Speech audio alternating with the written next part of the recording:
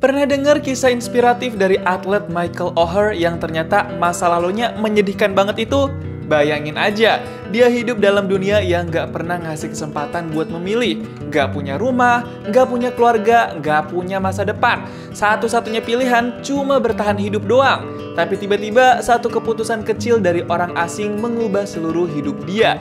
Inilah kisah nyata yang begitu luar biasa. Kisah seorang anak yang hampir hilang dari dunia, namun justru menjadi atlet American football sekaligus sosok legendaris dalam film The Blind Side.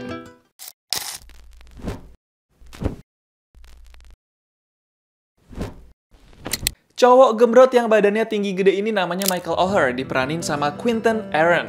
Tapi kita panggil aja Bang Oher. Dia ini sebenarnya udah jadi gelandangan sejak kecil. Tapi dia sempat dipungut sama pasangan suami istri, jadinya sekarang masih bisa sekolah.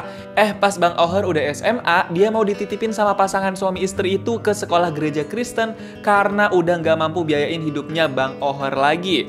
Ayah angkat Bang Oher minta tolong ke salah satu guru olahraga di sekolah gereja Kristen buat masukin Bang Oher. Tapi pas meeting sama staf dan kepala sekolah, Bang Oher dinilai nggak bisa masuk sekolah gereja Kristen itu karena IQ-nya di bawah rata-rata dan nilainya jelek semua. He has a measured IQ of 80, which is 6th percentile. His grade point average begins with 0.6. Tapi si guru olahraga berusaha buat ngebujuk kepala sekolah sama staf dan akhirnya Bang Oher bisa masuk sekolah gereja Kristen itu. Pas baru hari pertama masuk sekolah gereja Kristen itu, Bang Oher diliatin mulu sama anak-anak kelas karena badannya yang tinggi gede dan mungkin mukanya emang kelihatan lebih tua. Bang Oher datang dengan kondisi nggak tahu apa-apa soal pelajaran di kelas. Dia cuma bisa celingak-celinguk ngangong doang. Sampai pas kelas selesai, Bang Oher ninggalin kertas tugas yang nggak diisi jawaban apapun. Suatu hari di sekolah, Bang Oher lagi nonton pertandingan bola voli di lapangan. Dia nonton sendirian di pojokan. Dia nggak punya teman buat seru-seruan bareng. Pas pertandingan selesai dan orang-orang keluar lapangan, Bang Oher malah mengutin sampah-sampah makanan yang berserakan. Dia baik hati banget mau buang itu ke tempat sampah. Pas lagi di taman sekolah, Bang Oher disamperin sama bocil mini. Namanya Sin Junior, tapi kita panggil aja adek bocil. Si adek bocil tiba-tiba pamer tuh kalau orang tuanya kaya raya. Random amat emang nih adek bocil. Si adek bocil udah dipanggil tuh sama ibunya. Ibunya adek bocil namanya Anna, diperanin sama Sandra Bullock. Tapi kita panggil aja Mommy Rich. Si adek bocil bilang kalau cowok tinggi gede itu sering dipanggil Big Mike. Who is that, SJ? Big Mike? Suatu malam, adek bocil habis dari satu acara sama Mommy dan Papi Rich. Tiba-tiba mereka lihat ada Bang Oher di jalanan. Mereka tanyalah, Bang Oher mau kemana tuh? Dijawab, dia mau ke tempat olahraga. Karena punya firasat nggak enak, tiba-tiba Mommy Rich minta Papi Rich buat puter balik mobilnya dan samperin Bang Oher. Mommy Rich turun tuh dan langsung interogasi Bang Oher buat nanya dia punya tempat tinggal atau kagak. Do you have any place to stay tonight? Don't you dare lie to me. Tapi akhirnya Bang Oher ngaku juga kalau dia nggak punya tempat tinggal yang nyaman. Abis itu Mommy Rich langsung ajak Bang Oher masuk ke dalam mobilnya. Pas sampai rumah Mommy Rich, Bang Oher shock banget karena rumahnya segede itu. Berasa kayak istana dah pokoknya. Di dalam rumah itu, Bang Oher dikasih tempat buat tidur di sofa yang kelihatan nyaman. Tapi Mommy Rich sebenarnya kelihatan agak gelisah tuh. Dia bingung tindakan dia udah bener apa belum. Dia belum bisa sepenuhnya percaya Bang Oher tuh orang baik atau bukan.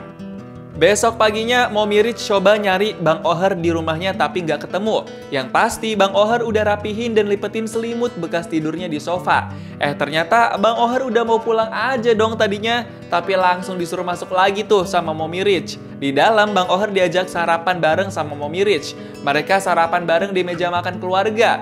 Bang Oher udah dianggap kayak keluarga sendiri. Bahkan pas doa bersama pun, Mommy Rich bilang bersyukur bisa punya teman baru kayak Bang Oher.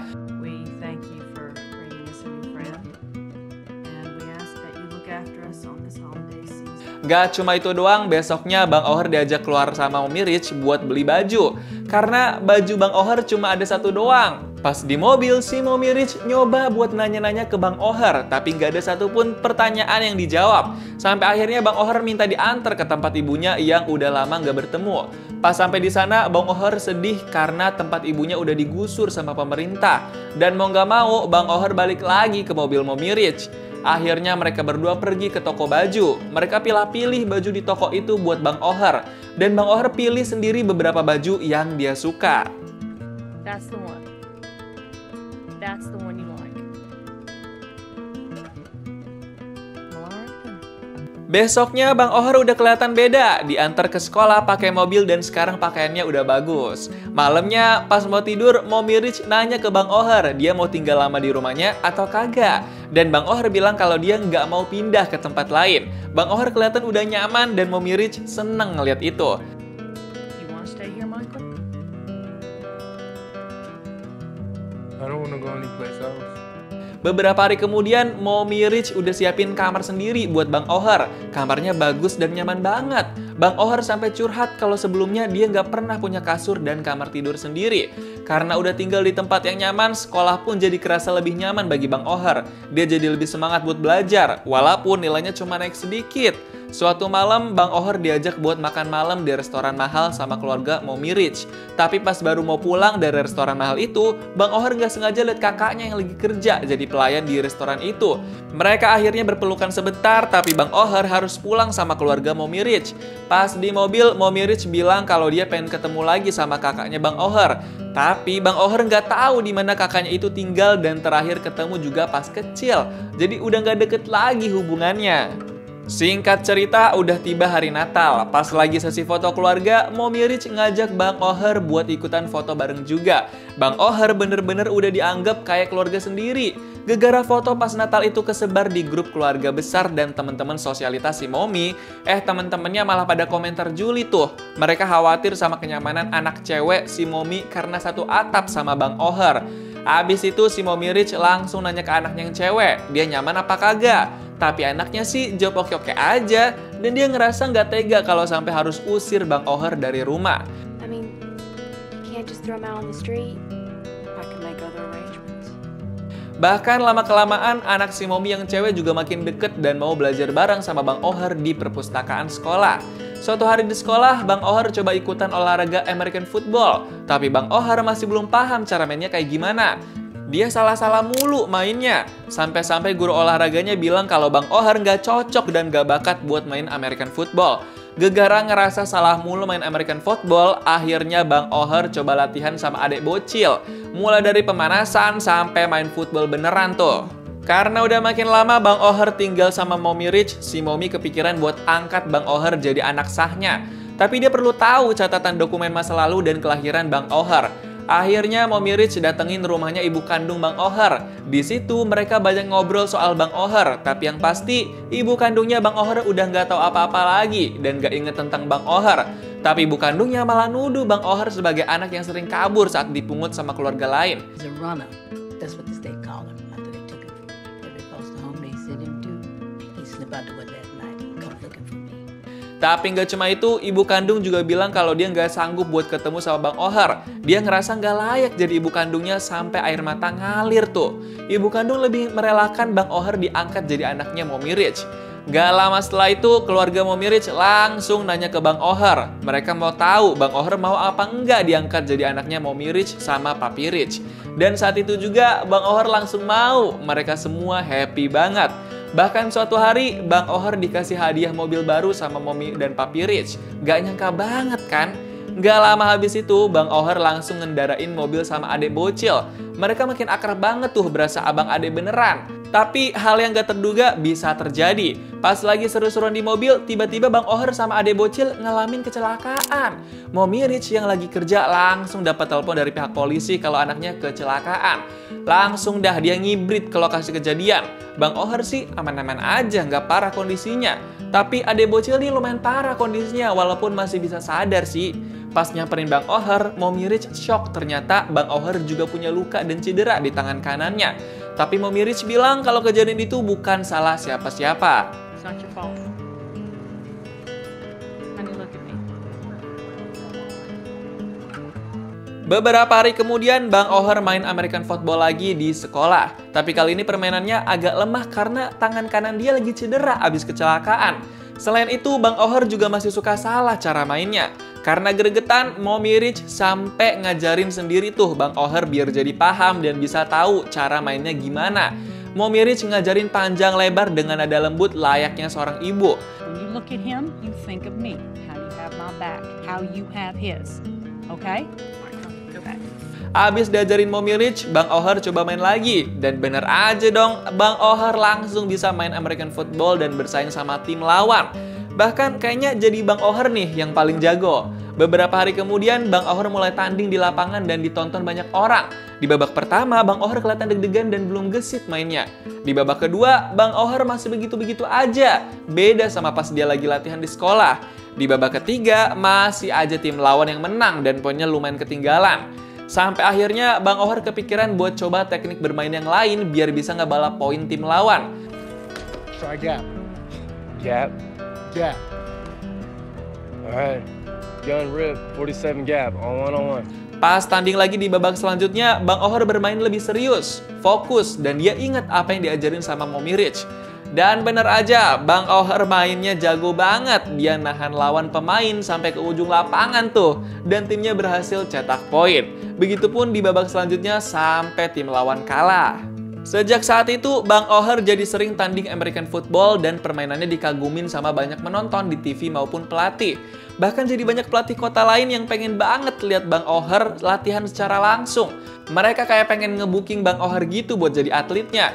Gegara namanya udah terkenal dan mainnya makin jago. Sekarang Bang O'Hare banyak dapat tawaran beasiswa kuliah jurusan keolahragaan di kampus-kampus ternama. We are very interested in having Michael over to Knoxville for a visit. Phil Fulmer, this is. There's 20 more of them on there. Tapi ada satu masalah nih, nilai akademik Bang O'Hare jeblok banget. Bahkan gak nyentuh nilai minimal. Jadinya kalau mau lulus dari SMA, harus tingkatin nilai akademiknya juga. Abis itu, Mommy Rich langsung cari guru les buat ngajarin Bang O'Hare pelajaran-pelajaran sekolah supaya nilainya jadi bagus. Langsung aja Bang O'Hare belajar sama guru les baru itu. Bang O'Hare belajar keras banget dan guru les itu juga ngajarin pelan-pelan supaya Bang O'Hare ngerti. Belum juga lulus SMA, udah ada aja nih salah seorang coach American football yang datengin rumah Mommy Rich buat ngobrol sama Bang O'Hare dan nawarin beasiswa sekaligus masuk ke tim nasionalnya. Gak cuma satu coach, begitupun ada banyak coach lain yang datang silih berganti. Di sela-sela itu, Bang O'Hare juga masih giat buat belajar akademik supaya nilainya naik dan bisa lulus sekolah. Bahkan Bang O'Hare rela belajar sama guru les sampai malam-malam. Dan gak lama kemudian, akhirnya Bang O'Hare udah punya pilihan. Dia pilih Universitas Mississippi buat kuliahnya nanti. Tapi masih ada satu masalah nih. Bang O'Hare masih dapat satu mata pelajaran yang nilainya D alias kurang. Dan guru itu bilang kalau Bang O'Hare mau dapat nilai gede, dia harus nulis esai akhir tahun pelajaran. His best chance at improvement is a written essay at the end of the year. Counts for a third of the grade. Gegara itu Bang O'Hare langsung mikirin dia mau nulis esai apa. Dia coba muter otak sama guru lesnya. Bahkan Papi Rich juga jadi ikutan diskusi tuh supaya ketemu ide tulisan esai kayak gimana. Dan akhirnya Bang O'Hare mulai kepikiran ide mau nulis apa di esainya. Bang O'Hare nulis soal keresahannya terhadap orang-orang yang ditemuin di dunia ini. Bang O'Hare nulis gimana dia melihat orang-orang di sekelilingnya dan keberanian buat mencoba satu hal. Dan akhirnya Bang O'Hare berhasil lulus dari SMA-nya dengan nilai yang pas-pasan banget, alias cuma 2,5 dari 4. Tapi berapapun itu, bagi Bang O'Hare yang penting bisa lulus dah. Keluarga Mommy dan Papi Rich seneng banget bisa bikin Bang O'Hare lulus SMA. Baru juga lulus SMA dan belum mulai kuliah, tiba-tiba Bang O'Hare dipanggil sama Komisi Perlindungan Anak buat diinvestigasi.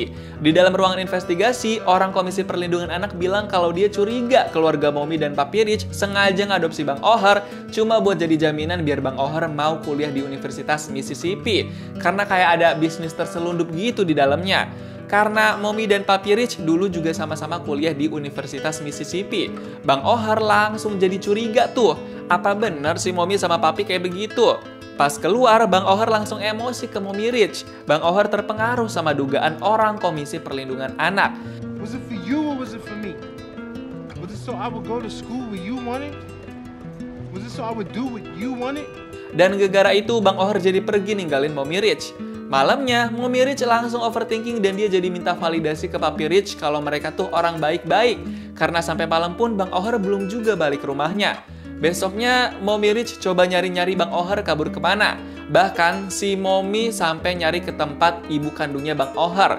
Untungnya tiba-tiba Mommy Rich dapat telepon dari Bang O'Hare dan dikasih tahu Bang O'Hare lagi ada di mana.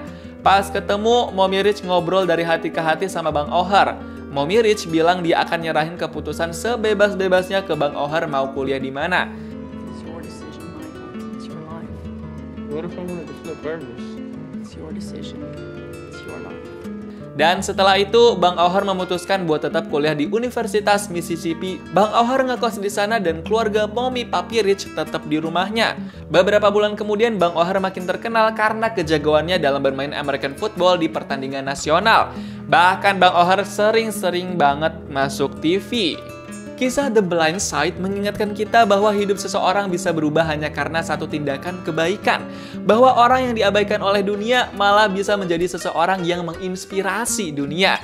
Kadang kita nggak tahu betapa besar dampak yang bisa kita ciptakan hanya dengan membuka pintu dan hati. Dan mungkin di luar sana ada banyak Michael O'Hare lainnya yang hanya menunggu seseorang untuk melihat potensi di balik luka dan diamnya. Gimana nih pendapat kamu tentang film The Blind Side? Coba tulis di kolom komentar dan kasih tahu kamu mau diceritain alur film apa selanjutnya.